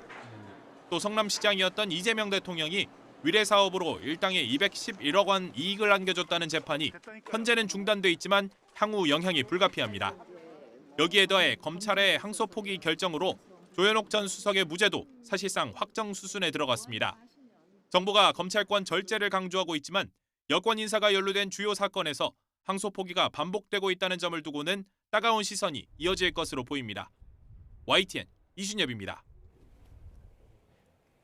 이재명 대통령은 최근 위례 신도시 개발 비리 의혹 사건에서 1심 무죄가 선고된 것과 관련해 과거 검찰 수사에 대한 불편한 심기를 드러냈습니다. 이 대통령은 오늘 SNS에 되지도 않는 사건으로 나를 엮어보겠다고 대장동 녹취록을 위례 신도시에서 윗 어르신 얘기로 변조까지 했다고 적었습니다. 과거 더불어민주당은 검찰이 이른바 정영학 녹취록에 등장하는 대장동 일당의 대화 가운데 위례 신도시를 윗 어르신으로 왜곡해 이 대통령을 윗선으로 만들려 했다고 주장했습니다. 1억 공천원금 의혹을 받는 무소속 강선우 의원에 대한 경찰의 구속영장 신청이 임박했다는 관측이 나옵니다. 강선우 의원은 김경 전 서울시 의원에게 후원금을 요구한 적이 없다며 쪼개기 후원 의혹에 대해서도 부인했는데요. 취재기자 연결합니다. 배민혁 기자, 강선우 의원에 대한 구속영장 신청이 임박했다고요? 네, 그렇습니다. 1억 공천원금 의혹을 받는 무소속 강선우 의원에 대한 경찰의 구속영장 신청이 임박했다는 관측이 나옵니다. 강 의원은 지난 2022년 지방선거를 앞두고 김경 전 서울시 의원으로부터 1억 원을 받은 의혹을 받고 있습니다. 다만 강 의원은 현역 국회의원 신분인 만큼 회기 중 국회에 동의 없이 체포나 구금되지 않는다는 불체포 특권이 있다는 점은 변수로 남았습니다. 강 의원은 앞서 조사를 마치고 귀가하면서 불체포 특권을 포기할 것인지 등 취재진 질문에는 대답하지 않았습니다. 한 달 넘게 관련 의혹을 수사하고 있는 경찰은 수차례 의혹 당사자들에 대한 소환 조사를 벌인 뒤 진술 내용 등을 바탕으로 막바지 법리 검토에 주력하고 있습니다. 앞서 제기됐던 쪼개기 후원 의혹과 관련해서도 강선우 의원이 해명을 내놨죠. 네, 앞서 1억 공천원금 의혹과 별개로 김 전 시의원이 지난 2022년 10월과 2023년 12월에 강선우 의원에게 1억 3천여만 원을 쪼개기 후원했다는 의혹도 제기됐습니다. 김 전 시의원은 최근 경찰 조사에서 의혹을 일부 시인한 것으로 파악됐습니다. 강 의원은 어제 지난달 1일 탈당 관련 입장을 표명한 지 한 달여 만에 처음 SNS에 글을 올려 쪼개기 후원 의혹을 부인했는데요. 강 의원은 지난 2022년 10월경 수일 동안 500만 원씩 고액 후원금이 몰려 확인하니 김 전 시의원 추천으로 후원했다는 사실을 파악해 보좌진을 통해 모두 반환했다고 주장했습니다. 2023년에도 비슷한 일이 있어 이 역시 반환했다며 김 전 시의원에게 후원금을 요구한 사실이 없다고 해명했습니다. 경찰이 강선우 의원의 구속영장을 고려하는 배경을 설명해 주시죠. 네, 금품을 수수한 것으로 지목된 강선 의원의 입장이 다른 핵심 인물들과는 엇갈리기 때문인 것으로 보입니다. 각 의원은 지난해 말 의혹 제기 이후 SNS를 통해 전 사무국장 남 씨의 보고를 받고서야 돈을 받은 것을 알았고 즉시 발화를 지시한 뒤 반환한 것도 확인했다고 해명했습니다. 또 어제는 쪼개기 후원 의혹에 대해서도 부인했는데요. 앞서 김 전 시 의원은 강 의원에게 1억 원이 든 쇼핑백을 직접 건넸다고 진술했고 남 씨는 당시 강 의원 지시로 차에 물건을 실었지만 돈인 줄은 몰랐다고 주장한 것으로 전해졌습니다. 또 강 의원이 1억 원을 전세 자금으로 사용한 것으로 안다고 진술한 것으로 알려졌습니다. 이렇듯 진술이 엇갈리는 상황이 구속 수사가 필요하다고 판단한 배경으로 보이는데 경찰이 김 전 시 의원 등에 대해서도 구속영장을 신청할지 주목됩니다. 지금까지 사회부에서 YTN 배민혁입니다.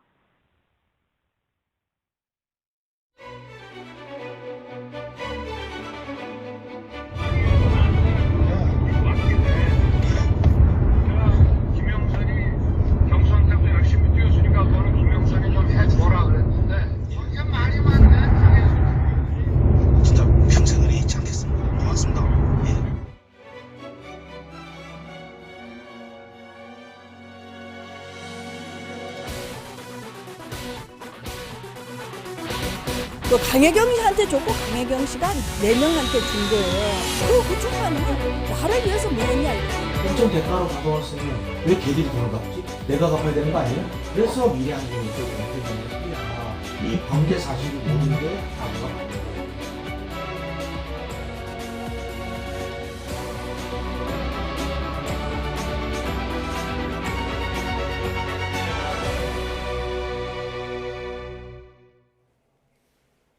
전직 대통령 부부가 연루돼 정치권을 강타한 사건이죠. 이른바 명태균 게이트에 대한 법원의 첫 판단이 오늘 오후에 나옵니다. 1심 형량이 어느 정도나 될지 이고은 변호사와 전망해 보겠습니다. 어서 오십시오. 안녕하세요. 네. 자, 명태균 씨와 김영선 전 의원에 대한 법원의 첫 판단이 오늘 오후에 나옵니다. 검찰은 각각 징역 5년을 구형했는데 범죄 혐의가 어떻게 구성돼 있습니까? 네, 이 두 사람이 기소된 지 벌써 400일이 넘은 시점에서 드디어 1심 판결 결과가 나옵니다. 오늘 오후 2시에 나오게 되는데요. 이 두 사람이 받고 있는 공통된 혐의 두 가지로 요약해 볼 수 있습니다. 일단 첫 번째 혐의는 지난 2022년 8월부터 2023년 11월까지 김 전 의원의 회계 담당자였던 이 강혜경 씨를 통해서 정치자금 8천여만 원을 받은 것이 아니냐라고 검찰 의심하고 있습니다.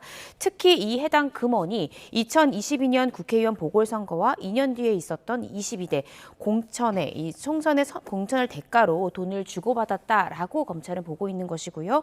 두 번째 혐의는 이 두 사람이 김태열 전 미래한국 연구소장과 함께 2022년 6월 지방선거를 앞두고 당시의 경북 고령군수와 대구시 의원의 예비후보로 각각 출마했던 A씨와 B씨로부터 2억 4천여만 원 받은 이 혐의로 정치자금법 위반 혐의를 받고 있다. 이렇게 이해하시면 될 것 같습니다. 예, 지금 핵심 가운데 하나는 명태균 씨가 받은 이 8천만 원이 어떤 성격의 돈이었느냐 이건데 정치자금법에 해당되지 않는다라고 하는 게 지금 명시 측의 주장인 거죠?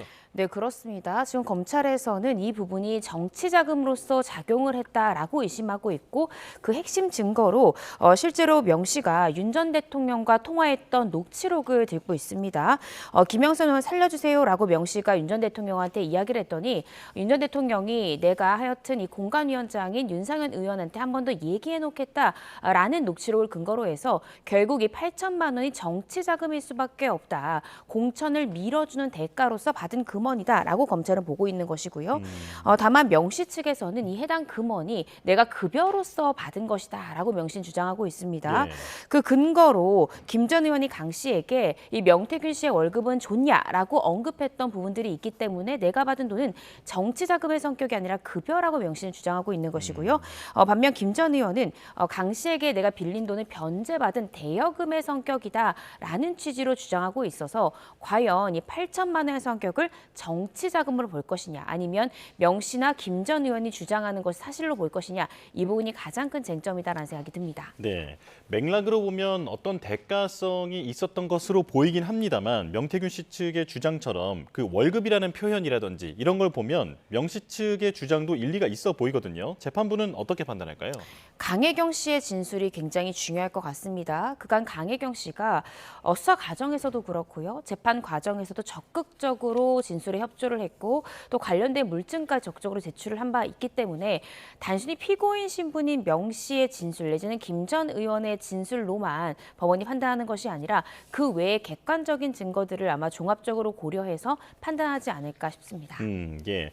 그리고 또 다른 쟁점은 지방선거 출마자들이 건넨 돈이 어디로 갔느냐 이 부분인데 여기에는 그 김태열 전 소장이 연결고리로 걸려 있습니다. 자, 강혜경 씨에게 돈을 줬다라는 주장을 하고 있는 거죠? 네, 그렇습니다. 명 씨 측에서 명태균 씨는 일관되게 주장하는 내용이 김 전 소장이 직접 돈을 받아서 강혜경 씨한테 줬을 뿐이지 명태균 씨가 내가 직접 돈을 받은 적은 없다라고 일관되게 주장하고 있습니다. 따라서 강혜경 씨가 미래한국연구소의 여론조사 의뢰비라든지 홍보비라든지 개인 용도로 썼다라는 것이 명태균 씨의 주장 내용인데요. 과연 이 부분을 재판부가 신빙성이 높게 볼 것인가 이 부분은 좀 지켜봐야 될 것 같습니다. 특히 물론 재판부는 다르지만 이전 사건, 이 김건희 씨 사건에서 해당 재판부의 판사가 명태균 씨의 진술의 신빙성이 좀 다소 낮다라고 또 신랄한 표현까지 쓴 부분들이 있기 때문에 명 씨가 이건 강혜경 씨가 개인 용도로 쓴 것이다라는 주장을 재판부가 어느 정도까지 참작할지는 조금 더 지켜봐야 될 것 같습니다. 네, 언급하신 그 다른 재판부가 명태균 씨를 이제 믿을 만한 사람이 못 된다라는 식으로 표현했던 부분들 이런 게 다른 재판부의 판단에도 영향을 줍니까? 일정 부분 영향을 미칠 수 있습니다. 물론 재판부가 다르다는 말은 그 사건을 판단하는 이 판사도 다르기 때문에 조금 다르게 볼 수는 있지만 김건희 씨 사건에서 명태균 씨는 직접 피고인이 아니었거든요. 그럼에도 불구하고 참고인이었던 이 명태균 씨에 대한 진술에 대해서 과장이 심하고 다소 망상적인 사람이다라는 표현으로 명태균 씨의 진술 자체의 신빙성을 낮게 판단했는데요. 이번 사건 같은 경우에 직접 피고인, 직접 당사자가 명태균 씨입니다. 따라서 보통 피고인들은 혐의를 부인하는 경우가 많기 때문에 피고인이 설사 혐의를 부인한다 하더라도 그 피고인의 진술 자체의 어떤 증거의 신빙성을 높게 판단하기보다는 부인하는 상황에서 누구 말이 맞느냐, 다른 증거, 다른 참고인들의 진술들을 종합적으로 고려할 것 같고요. 과연 강혜경 씨가 개인적으로 해당 금원을 소비할 만한 이유가 있었겠느냐, 이런 부분들을 살펴볼 수 있습니다. 또 돈을 건넨 이 A 씨와 B 씨가 직접적으로 명태균 씨라든지 김 전 의원에게 연락할 가능성도 있는데 구태여 강혜경 씨가 그 사이에서 이 돈을 가로챌 만한 상당한 이유가 있었겠느냐, 이런 부분들을 종합적으로 고려해서 판단할 것 같습니다. 예. 앞서 김건희 씨 1심 재판 결과에서 명태균 씨 관련해서 무죄가 나왔을 때 이제 앞으로 다른 재판에도 많은 영향을 주지 않겠느냐라는 전망을 함께 해본 바가 있습니다. 만약 오늘 이제 이 두 사람이 명태균 씨와 김영선 전 의원이 유죄가 만약에 나온다면 그 지난 재판부와는 판단이 좀 충돌할 그런 가능성도 있는 거죠? 가능성 있습니다. 지금 언급해 주신 사건이 바로 김건희 씨에 관련된 사건이었죠. 김건희 씨와 윤 전 대통령이 명태균 씨로부터 무상 여론조사를 받았고 그 대가가 김 전 의원의 공천을 밀어주는 이 목적으로 이 해당 무상 여론조사를 제공했던 것이 아니냐라는 사건이 있었는데 그때 해당 재판부에서는 그렇게 단정할 수 없다라는 취지의 판결 이유를 설시한 바 있습니다. 그럼에도 불구하고 오늘 결국 명태균 씨와 김 전 의원 사이에 오갔던 이 8천만 원의 성격을 정치 자금으로 재판부에서 판단을 하고 또 구체적으로 이 공천에 대해서 내가 유력 정치인, 뭐 윤 전 대통령이라든지 유력 정치인에게 내가 힘을 써주겠다라는 명목으로 해당 금원을 받았다라고 오늘 재판부가 판단한다면 김건희 씨에 대한 항소심에서 굉장히 큰 증거로 작용할 가능성이 있고요. 특검에서도 오늘 있을 이 판결문을 추가 증거로 제출을 해서 다른 재판부지만 해당 금원의 성격을 정치 자금으로 받고 또 오간 그 금원의 배경에는 공천 밀어주기에 대한 이야기가 있었다라는 점을 간접적으로 입증할 수 있는 증거로 추가 제출할 수 있는 가능성이 있습니다. 예. 김건희 씨 1심 재판부에서는 그 특정 사안에 대한 아주 구체적인 판단이 담겼었는데 그 김영선 전 의원이 공천받은 과정을 보면 공관위에서 투표로 결정했다 이렇게 판단을 했잖아요. 이 부분도 오늘 판결에서는 다뤄질 부분으로 보이는데 여기에서 재판부가 또 다른 얘기를 할 수 있을까? 이 부분이 궁금하거든요. 다른 이야기를 할 가능성 충분히 있습니다. 말씀 주신 대로 이 해당 판시 내용이 나왔던 것도 결국 김건희 씨에 대한 지금 판사의 판단 이후에서 설치됐던 부분인데요. 이 부분에 대해서 이 무죄가 선고된 이후에도 사실 여러 가지의 이제 평가들이 나왔습니다. 공천 과정에서 설사 돈이 오갔다 하더라도 이 공식 절차만 갖는다면 죄가 되지 않는다라는 뜻이냐라는 등의 비판이 제기가 됐기 때문에 오늘 충분히 다른 판단이 나올 수 있고요. 특히 이전에 있었던 김건희 씨에 대한 판단에서 많은 분들이 의혹을 제기했던 부분 중에 하나가 바로 윤석열 전 대통령과 명태균 씨가 육성으로 주고받았다는 녹음 파일이 있었기 때문에 과연 만약에 이 부분을 무죄로 본다고 하면 그 녹음 파일을 어떻게 해석할 것인가를 두고 비판적인 견해가 제시됐던 것이 사실입니다. 그래서 오늘도 이 부분에 대해서 이전 재판부와는 다른 판단이 나올 가능성 충분히 있습니다. 김건희 씨 재판부에서는 이런 만약에 정말 공천에 대한 확언 같은 게 있었다면 이렇게 명태균 씨가 전화를 해서 뭐 부탁을 한다든지 그런 행위를 했겠느냐라고 반문을 했었는데 이 부분에 대해서 오늘 또 재판부에서는 어떤 판단이 나올지 주목이 됩니다. 자, 그렇다면 명태균 씨 관련되어서 또 엮여 있는 인물들은 윤석열 전 대통령도 있고 오세훈 서울시장도 있는데 이쪽에도 큰 영향을 준다고 봐야겠죠. 오세훈 서울시장의 여론조사비 대납 사건에서 가장 중요한 것은 이 재판부가 과연 명태균 씨의 진술에 얼마나 신빙성을 평가할 것인가가 굉장히 중요합니다. 오 시장 사건에서 특검도 마지막에 추진했던 조사가 바로 명태균 씨와 오세훈 시장 간의 대질 조사였거든요. 사실상 이 오세훈 시장 사건에서는 명태균 씨의 진술이 흔들려버리고 이 해당 진술의 신빙성이 없다라고 판단하면 무죄로 직결될 수 있는 사건이 될 수 있습니다. 따라서 재판부는 다르지만 그 김건희 씨 사건을 재판했던 1심 재판부의 판사가 명태균 씨의 진술의 신빙성을 낮게 평가했던 것이 오 시장에게는 상당히 유리하게 갈 수 있는 국면이다라는 생각이 듭니다. 그렇다면 오 시장과 7번 만났다라고 주장을 하는 그 명 씨의 주장도 안 받아들여질 가능성이 있다라는 걸까요? 네, 그렇습니다. 마지막까지 특검이 대질했던 이유가 객관적인 증거가 사실상 있기가 어렵고 또 지금 관련자들이 모두 혐의를 부인하기 때문에 명태균 씨의 진술이 핵심 증거로 작용했던 사건이 바로 오 시장 관련한 사건입니다. 따라서 몇 번을 만났는지 실제로 만남 과정에서 어떠한 여론조사가 필요하다고 오세훈 시장이 이야기했는지 이것들은 다 명태균 씨의 진술로 공소장이 구성되어 있기 때문에 명 씨의 진술의 신빙성을 해당 재판부가 어떻게 판단하느냐가 유무죄를 가르는 쟁점이다라는 생각이 듭니다. 자, 위례 신도시 개발 특혜 의혹 사건 항소 포기 건으로 좀 넘어가겠습니다. 그러니까 이 사건은 대장동 개발 비리 그 의혹 그 사건에 일종의 예행 연습이라고 일컬어졌던 사건인데 상당히 그 수법이 비슷한 그런 상황이잖아요. 그런데 피고인 전원에 대해서 무죄가 선고가 됐고 이에 대해서 검찰이 항소하지 않기로 했습니다. 일단 검찰은 왜 항소를 포기한 겁니까? 검찰에서는 항소를 포기한 이유에 대해서 짧게 이야기를 했습니다. 우리가 대검과의 수기 끝에 항소 제기를 하지 않겠다고 결정했다고 하면서 법리 검토를 해보니 항소 인용 가능성이 좀 낮다라고 판단했기 때문에 항소 제기하지 않겠다고 했고요. 그러면서 법무부 장관이 수사 지휘권을 행사하거나 따로 지침을 내린 바는 없었다라고 설명은 했습니다. 그렇지만 상당히 이례적이죠.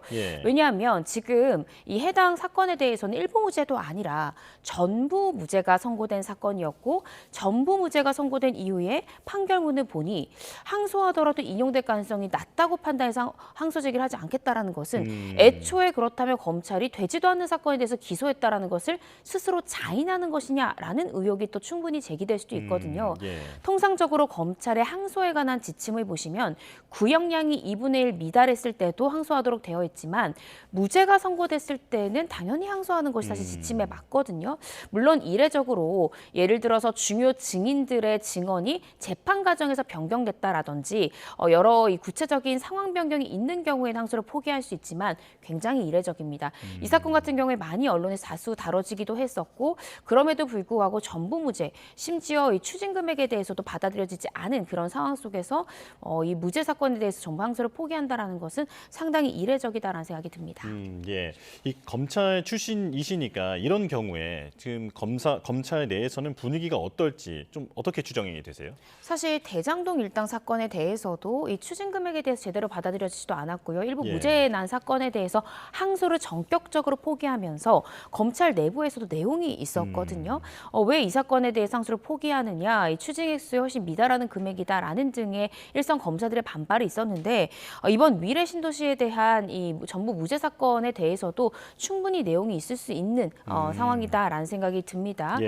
그리고 조금 이제 다른 사건과 비교를 해본다면 사실 한덕선 총리에 대한 사건도 물론 이 기소를 한 주체가 특검이긴 하지만 검찰의 구형량을 8년이나 상회하는 형량이 나왔음에도 불구하고 아주 조금 일부가 무죄가 나왔다는 이유만으로도 특검에서는 항소를 했다라는 것이죠. 그런데 지금 이 사건 같은 경우에는 전부 무죄가 났음에도 불구하고 항소를 하지 않는다라는 것은 기존의 검찰에 있었던 원칙과 지침에는 반한다라는 생각이 들고요.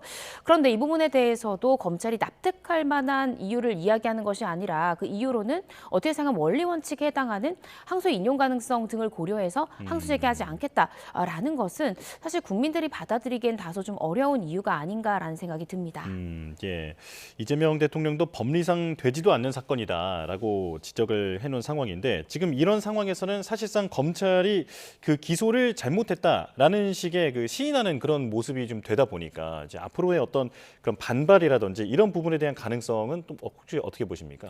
충분히 있을 수 있을 것 같습니다. 그렇지만 사건의 어떤 언론에서 다뤄지는 빈도 등을 봤을 때 사실 대장동 사건이 훨씬 더 파급력이 있었기 때문에 검사들의 이 반발의 거센 정도가 대장동 사건만큼 가진 않겠지만 상당히 이례적이다라는 생각이 들고요. 이번 항소 포기를 두고도 내부에서 충분히 비판적인 목소리가 나올 가능성이 높다고 생각이 듭니다. 그리고 만약 항소 포기를 이렇게 결정했다면 사실상 저는 기소를 했던 검사들이 어떤 일종의 책임을 져야 됐던 것이 아닌가라는 생각이 들거든요. 근데 이 통상적으로 무죄가 나는 경우에는 일반적인 검사들은 무죄 평정이라는 것을 합니다. 그래서 기소했던 검사가 책임을 져야 되는 것이 맞는지 공소 유지를 담당했던 검사가 어떤 벌점을 받는 것이 맞는지 이 부분에 대해서 평가가 이루어지거든요. 그래서 과연 이 사건의 항소 포기를 결정하면서 이 부분에 대한 책임 소재가 어디로 결정됐던 것인지 그리고 과연 항소 포기를 할 때 수사검사의 의견을 청취했던 것인지 이런 부분들이 상당히 중요하다고 생각이 듭니다. 통상 항소 포기를 할 때는 수사검사의 의견을 서면으로 기재하도록 되어 있거든요. 과연 기소했던 검사들도 동일한 의견으로 항소 포기에 동의했던 것인지 어떤 회의를 거쳤던 것인지 이런 부분들에 대해서는 또 철저히 또 한번 살펴봐야 되는 쟁점이 아닌가라는 생각이 듭니다. 추후 어떤 반응이 나올 수도 있겠다라는 생각이 들고요. 자, 이로써 대장동 민간업자는 모두 무죄가 확정됐는데 그렇다면 이제 이재명 대통령의 재판에도 영향을 당연히 줄 것 같습니다. 어떻게 전망이 됩니까? 당연히 영향이 있을 수밖에 없습니다. 관련된 공범에 대해서 모두 무죄가 선고됐고요. 심지어는 1심에서 확정까지 됐기 때문에 잠시 중단된 상태인 이재명 대통령의 위례 관련한 사건에 대해서는 이후에 재개된다 하더라도 공범의 판결 내용을 따르는 것이 통상적입니다. 따라서 이 사건에 대해서는 재개된다 하더라도 무죄가 선고될 가능성이 상당히 높다. 이렇게 이해하시면 될 것 같습니다. 지금은 대통령 당선 뒤에 재판이 중단되어 있는 상황이잖아요. 그렇다면 나중에 재판이 재개된다면 결론도 빠르게 날까요? 빠르게 날 것 같습니다. 사실상 이 부분에 대해서 검찰 스스로, 그러니까 기소한 주체 스스로가 우리가 항소 제기가 타당하지 않고 항소하더라도 인용 가능성이 없다라고 자인한 그런 상황이기 때문에 이 상황에서는 사실상 재판이 길게 끌 이유가 없고요. 이재명 대통령 입장에서도 관련 공범에 대한 무죄 판결문을 제출하고 빠르게 변론 종결 해달라고 요청할 가능성이 높고 사실상 이재명 대통령에 대해서 무죄가 이어서 선고된다 하더라도 검찰에서 아마 항소하기 어려울 것입니다. 이미 공범에 대해 항소 포기했기 때문에 그때 전국 상황이 바뀐다 하더라도 남은 이재명 대통령에 대해서 항소를 하기 상당히 어려울 것으로 보여져서 빠르게 이 위례 관련한 사건에 대해서는 결론이 마무리되지 않을까 싶습니다. 네, 알겠습니다. 여기까지 말씀 듣겠습니다. 이고은 변호사와 함께했습니다. 고맙습니다.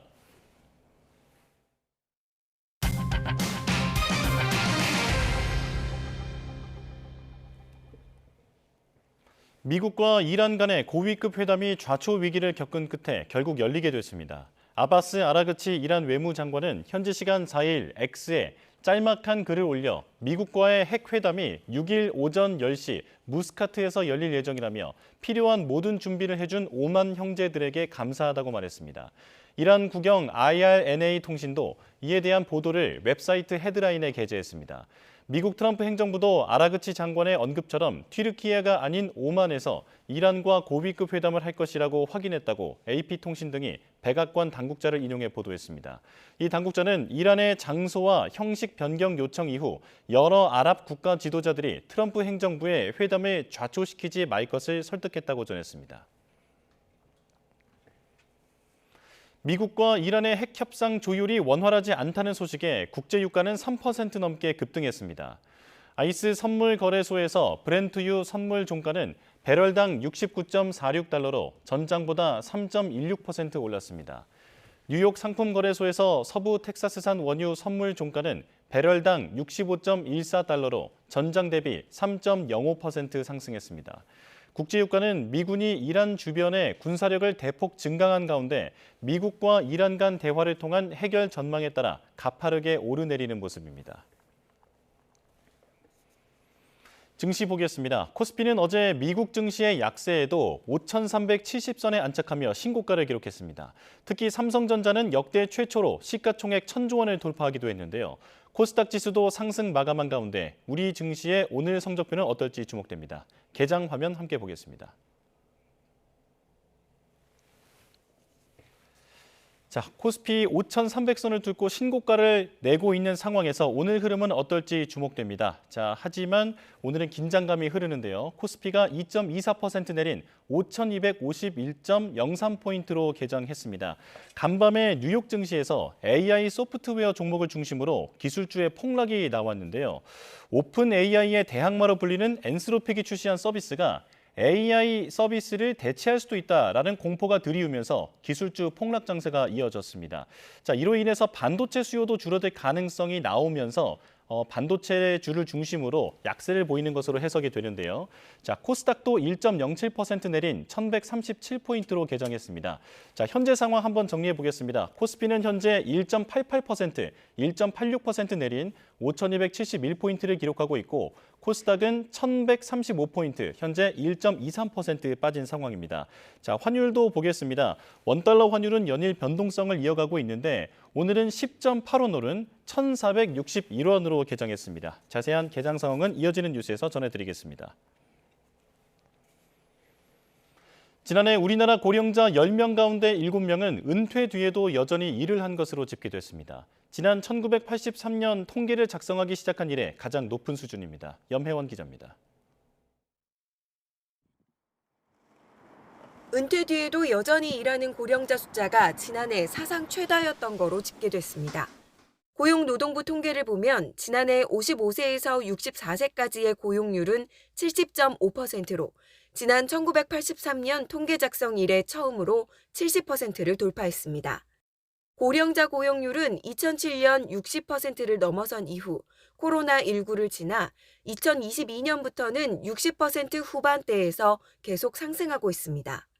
전체 인구의 18%가 넘는 2차 베이비 부머 세대가 순차적으로 은퇴하고 있는 영향인 거로 분석됩니다. 취업자 수에 실업 상태지만 구직 의사가 있는 사람까지 포함한 경제활동 참가율도 72%로 역대 가장 높았습니다. 정부는 올해 노인 일자리를 115만 2천 개 공급할 예정인데 고령자 일자리가 늘어나는 만큼 고용률도 높아질 거로 예상됩니다. 다만 민간 기업의 정년 연장 논의는 제자리 걸음입니다. 법정 정년을 기존 60세에서 65세로 높이는 데 대해 노사정 모두 필요성엔 공감하지만 방법론이 다릅니다. 노동계는 정년을 일률적으로 65세로 올리자고 주장하지만 경영계는 정년 뒤 재고용을 요구해 아직 입장차가 큰 상황입니다. YTN 염혜원입니다. 충남 서천의 한 시장에서 후진하던 SUV가 도로 건너편에 있는 약국으로 돌진했습니다. 약국 앞 노점상에서 채소 장사를 하던 70대 자매가 차에 치여 한 명이 숨지고 한 명이 크게 다쳤습니다. 오승훈 기자입니다. 충남 서천의 한 왕복 4차로 도로. SUV 한 대가 도로 한복판에 멈춰서더니 갑작스레 후진하기 시작합니다. 빠른 속도로 후진하던 SUV는 중앙선과 건널목을 지나쳐 도로 건너편에 있는 약국으로 돌진합니다. 꽝 하는 소리가 나길래 나와봤더니 차량이 후진으로 야채 할머니의 그 야채와 할머니를 사고 현장입니다. 이곳 약국악 노점상에서 채소 장사를 하던 70대 자매는 돌진하던 차량을 미처 피하지 못했고 그대로 차에 치였습니다. 자매 중 한 명이 심정지 상태로 발견돼 병원으로 옮겨졌지만 숨졌고 나머지 한 명은 크게 다쳐 병원에서 치료받고 있습니다. 70대 SUV 운전자는 안과에 가려고 하다가 길을 지나쳐 도로에서 후진하게 됐다고 경찰에 진술한 것으로 전해졌습니다. 경찰은 고령인 운전자가 가속 페달과 브레이크 페달을 착각해 사고를 낸 것으로 보고 있습니다. 저희가 이런 판단하기는 브레이크를 밟을 것을 악셀레라를 밟지 않았나 이렇게 판단을 하고 있습니다. 조사 결과 사고 당시 운전자는 음주나 약물 상태는 아니었던 것으로 확인됐습니다. 경찰은 블랙박스와 주변 CCTV 영상 등을 확보해 운전자를 상대로 사고 경위를 조사하고 있습니다. YTN 오승훈입니다. 경남에서도 아프리카 돼지열병이 발생하는 등 전국 곳곳에서 확진되는 사례가 잇따르고 있습니다. 이동이 많은 설 명절을 앞두고 가축 전염병이 확산 조짐을 보이면서 방역당국의 비상이 걸렸습니다. 김기수 기자입니다. 농가 입구의 출입을 통제하는 팻말이 내걸렸고 방역복을 입은 작업자들이 분주하게 움직입니다. 경남 창녕군에 있는 양돈 농가에서 돼지 폐사 신고가 접수돼 정밀 검사한 결과 아프리카 돼지열병이 확진됐습니다. 방역당국은 확진 농가와 인근에 있는 다른 농가에서 사육 중인 돼지 3,900마리를 매몰 처분했습니다. 또 추가 확산을 막기 위해 발생 농장 반경 10km 방역대를 설정하고 농가 13곳 3만 8천여 마리에 대해 이동을 제한했습니다. 이번 아프리카 돼지열병 확진은 경남 지역에선 처음으로 경남도는 역학조사팀을 투입해 발생 경위 파악 등에 들어간 상태입니다. 현장에 그 초동방역팀을 투입해서 농장 출입을 엄격히 통제하고 있고 또 주요 도로에 통제 초소 2개소를 설치해서 축산 차량 이동으로 인한 그 전염을 차단하기 위해서 충남 보령에서도 아프리카 돼지열병이 발생하면서 긴급 방역에 나섰습니다. 사육 중인 돼지 3,500마리를 매몰 처분하고 홍성과 청양 등 인접 지역 돼지 농장과 도축장 관계자 등을 대상으로 일시 이동 중지 명령을 내렸습니다. 지난 1일에는 인천 강화군의 농장에서 구제역이 발생해 사육 중인 소 240여 마리가 매몰 처분됐습니다. 전국 곳곳에서 아프리카 돼지열병과 구제역 등 가축 전염병이 연이어 발생하고 있는 상황. 설 연휴를 앞두고 사람과 차량 이동이 늘어나는 시기인 만큼 방역당국의 긴장감도 높아지고 있습니다. YTN 김기수입니다. 대구경찰청이 임플란트 시술을 하던 환자를 숨지게 한 혐의로 치과 의사를 입건해 조사하고 있습니다. 치과 의사 A씨는 지난해 2월 자신의 치과에 임플란트 시술을 위해 찾아온 70대 환자를 숨지게 한 혐의를 받습니다. 당시 A씨는 마취제를 주사받은 뒤 심정지 상태에 빠졌다가 결국 숨졌는데 당시 투여됐던 약물은 마약류 진정제와 국소 마취제였던 것으로 조사됐습니다. 경찰은 당시 진료 기록 등을 확보해 A씨 과실 여부를 수사하고 있습니다. 미국과 러시아의 핵무기를 통제하는 마지막 안전장치가 사라질 위기에 처했습니다. 미러간 핵무기수를 제한하는 이른바 뉴스타트 조약이 오늘로 끝나는데요. 트럼프 행정부는 중국을 포함하는 새로운 협정이 필요하다고 주장하고 있습니다. 권준욱의 기자입니다. 미국과 러시아 간 핵무기수를 제한하는 뉴스타트 협정 종료일을 맞았지만 미국 정부는 아무런 입장을 밝히지 않았습니다. 러시아가 협정을 1년 연장하자고 제안했지만 답하지 않은 겁니다. 대신 과거 트럼프 대통령이 뉴스타트 협정에 대해 내놨던 견해를 전했습니다. 핵무기수를 빠르게 늘리고 있는 중국을 협정에 포함하지 않으면 아무 의미가 없다고 강조했습니다. In order to have true arms control in the 21st century, it's impossible to do something that doesn't include China because of their vast and rapidly growing stockpile. 트럼프 대통령은 지난달 뉴욕타임스와 인터뷰에서 뉴스타트 협정 만료에 크게 신경 쓰지 않는다며 더 나은 합의를 위해 선수가 더 관여될 수 있을 것이라고 말했습니다. 중국을 포함하는 새로운 협정으로 중국 군사력을 견제하겠다는 의도를 나타낸 겁니다. 하지만 중국은 뉴스타트 협정에 참여하지 않겠다는 뜻을 분명히 하고 있습니다. 핵탄두수가 아직 미국과 러시아에 한참 못 미친다며 핵 군축 협상 참여를 요구하는 건 공평하지 않다는 겁니다.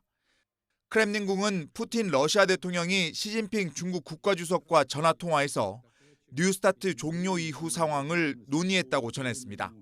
러시아의 협정 연장 제안에 미국이 응답하지 않았다며 앞으로 신중하고 책임감 있게 행동해야 한다는 점을 강조했다고 밝혔습니다. Владимир Путин подчеркнул, что в этой ситуации мы будем действовать взвешенно и ответственно на основе тщательного анализа общей обстановки в области безопасности. 뉴스타트 종료로 반세기 만에 처음으로 핵 안전장치가 사라지는 가운데 핵 보유국 간의 군비 경쟁에 고삐가 풀릴 수 있다는 우려가 커지고 있습니다. YTN 권중기입니다. 트럼프 행정부가 이민 단속 요원의 총격으로 2명이 숨진 미네소타주에서 법 집행 인력 700명을 철수하기로 했습니다. 트럼프 대통령은 이민 문제에 좀 더 부드러운 접근을 할 수 있다면서 한 발 물러선 모습을 보였습니다. 워싱턴 홍상희 특파원입니다. 톰 호먼 미 국경차르가 기자회견을 열고 미네소타주에서 이민 단속 요원 700명을 철수한다고 밝혔습니다. Given this increase in unprecedented collaboration, and as a result of the need for less law enforcement officers to do this work in a safer environment, I have announced effective immediately we will draw down 700 people effective today. 미네소타주가 체포한 이민자를 연방정부에 인도하기로 협조했기 때문이라며 이들이 철수해도 요원 2천여 명은 남아있을 거라고 말했습니다. 그러면서 더 많은 단속 요원이 철수하려면 더 많은 이민자를 연방정부에 넘겨야 하고 시위대도 물러나야 한다고 강조했습니다. 호먼은 이번 병력 철수가 정부의 후퇴를 의미하지 않는다며 표적 작전을 계속할 거라고 밝혔습니다. We're not surrendering our mission. We're not walking away from our mission. We're just making this more effective and more smart. This is smart law enforcement. Smart law enforcement makes it safer.